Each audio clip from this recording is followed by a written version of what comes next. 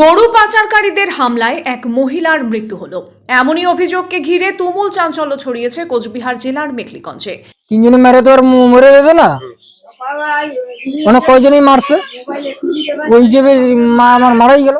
Police ও স্থানীয় সূত্রে জানা গিয়েছে, বৃহস্পতিবার রাতে ঘটনাটি ঘটেছে মেখলিগঞ্জ ব্লকের নিচতরফ গ্রাম পঞ্চায়েতের 25 নম্বর পয়স্তি এলাকায়। মৃতা মহিলার নাম শাহেরা বিবি, বয়স আনুমানিক 55 বছর। ঘটনার জেরে এলাকায় উত্তেজনা থাকায় প্রচুর পুলিশ মোতায়েন করা হয়েছে। মৃতার পরিবারের তরফ থেকে এই ব্যাপারে রাতেই মেখলিগঞ্জ থানায় লিখিত অভিযোগ দায়ের হয়েছে। 70 নিজ তরফ এলাকার 3 জন ভারতীয় নাগরিকের বিরুদ্ধে এই অভিযোগ দায়ের করা হয়েছে। মৃতার পরিবারের অভিযোগ, ঘটনার সূত্রপাত 9 জানুয়ারি। ওই দিন ভোর রাতে জমির ফসল মারিয়ে বাংলাদেশে গরু পাচারের চেষ্টা চলছিল। গ্রামবাসীদের একাংশ ঘটনার প্রতিবাদ জানিয়ে 3টি গরু আটকে দেয়।